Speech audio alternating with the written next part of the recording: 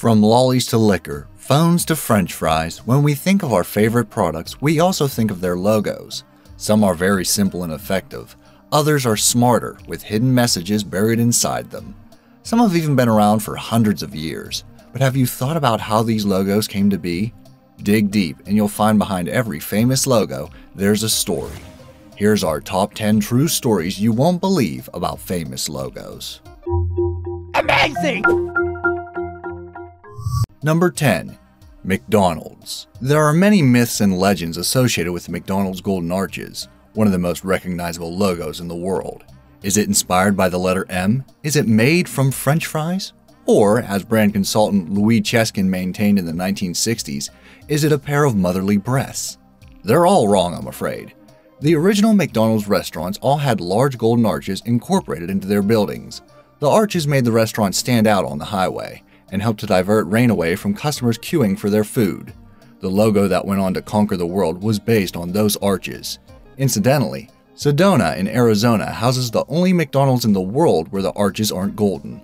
The powers that be in Sedona thought the standard yellow arches would spoil their picturesque desert views. They wouldn't let McDonald's use their normal signage. They were allowed, however, to paint their arches blue. Number 9. The Captain Morgan Pirate. The Captain Morgan Pirate is one of the best-known corporate mascots in the world.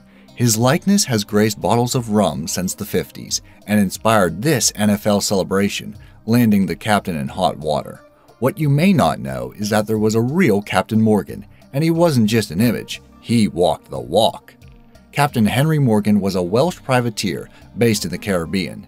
He was a hero in the 15th century for his daring attacks on Spanish lands and shipping. He was also well known for being a notorious drinker and party animal, a regular fixture in the bars of Jamaica before he drank himself to death. Just the man to sit upon the labels of the Caribbean's favorite bottles. The Captain Morgan on the 1950s bottles was relatively reserved, but over the years the captain was given a sword, facial hair, and a fiendish look in his eyes, until he became the leering pirate we know today. Enjoy, but try not to end up like the real Captain Morgan. Number 8. Chupa Chups. Hands up, who likes Chupa Chups? Of course, we all do. They're a worldwide sensation, the gold standard in lollipops since 1958. This sweet on a stick was invented by Spanish candyman Enric Bernat, but they were not as immediately popular as you might think. Bernat thought the problem might be with the branding and complained about it to his friend over coffee one day in 1969.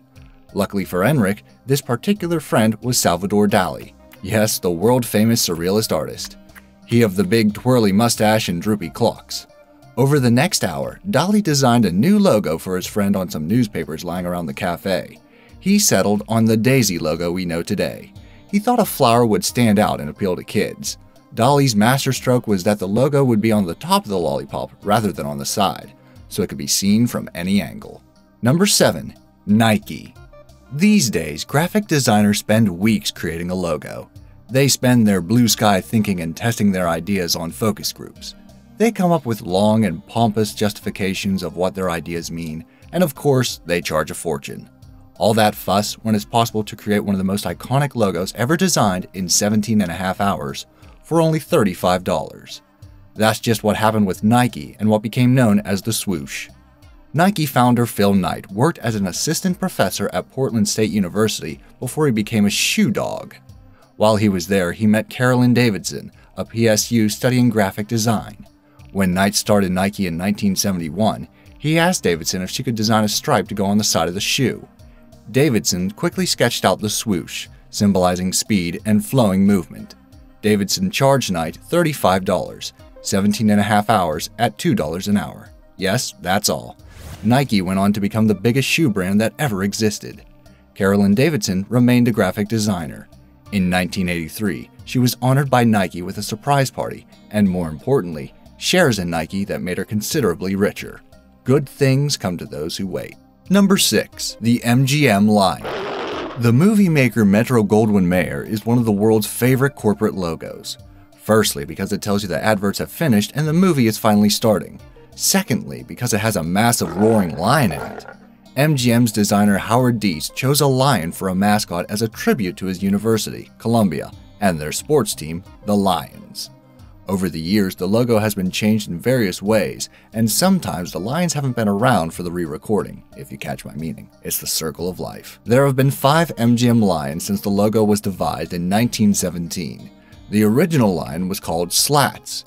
He toured the country with his trainer Volney Pfeiffer to promote MGM's films. They clearly became close. When Slats died in 1936, Pfeiffer had the body sent to his ranch, burying him beneath a giant marble slab and a pine tree to hold down the lion spirit. The current MGM lion, Leo, has been roaring since 1957.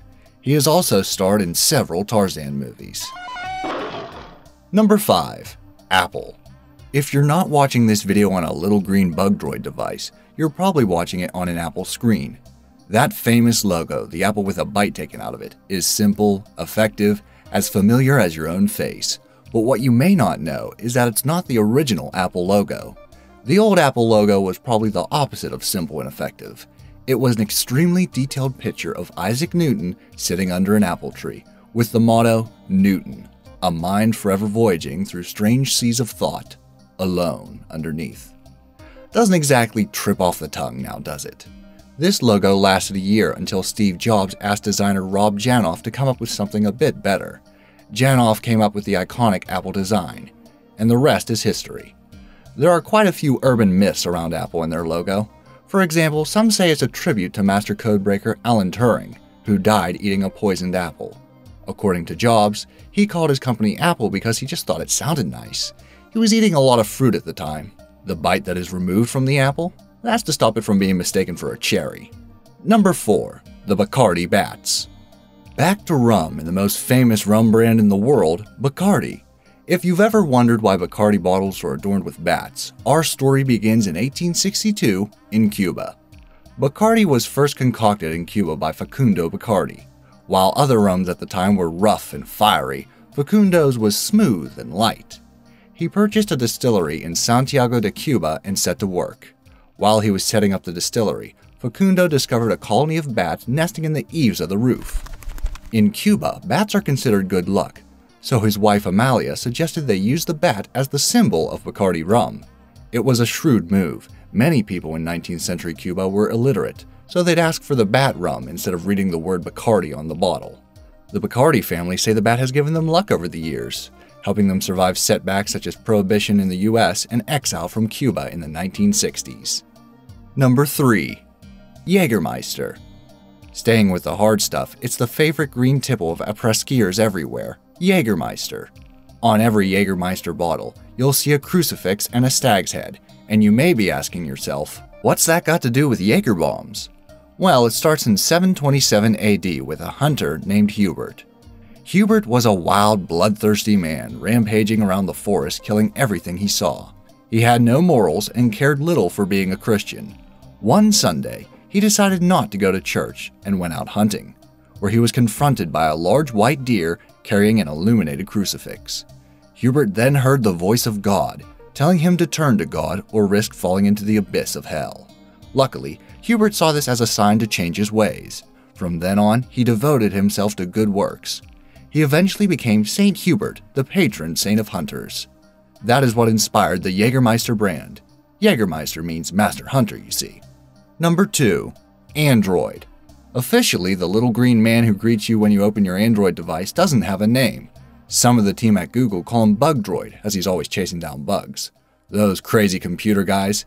He was reportedly designed in 5 minutes by Google marketer Irina Block. It was the first thing Irina ever designed, and can now be seen on hundreds of millions of devices worldwide. Not bad! Irina said she was inspired by the men and women signs on airport toilets. However, some believe she received inspiration from elsewhere. Retro gaming fans may have played the game Gauntlet, the third encounter on the Atari Lynx. You can choose what character to play as, such as a pirate or a nerd. However, you can also play with a character who goes by the name of Android, who looks like, well, the Android. Did Google design a world-famous logo inspired by airport toilets, or did they steal it from an early 90s Atari game? What do you think? Number 1. Walt Disney's signature. When people ask you for your signature, it's because your signature is yours and yours alone. That's how they know it's you. When people asked Walt Disney for his signature, they were invariably confused. That's because Walt Disney's signature, which has graced pretty much everything Disney has ever produced and became instantly recognizable as Disney's corporate logo, is not really Walt Disney's signature. It was done by one of his employees, possibly Hank Porter, who did this one. Walt received so much fan mail that he could never answer it all. He authorized his secretaries to reply and to sign his name using this stylized signature. Walt's real signature looked like this. Around 20 years after Disney's death in 1966, an evolved version of the fake signature began to be used in Disney's corporate logo. Now you can see it everywhere, emblazoned across films, TV channels, and theme parks. It's one of the most iconic logos in the world, but no one remembers Hank Porter. We visit Disney World, not Porter World. Which story did you find the most interesting? Do you know how other famous logos came to be? Leave a comment below to let me know. Thanks for watching.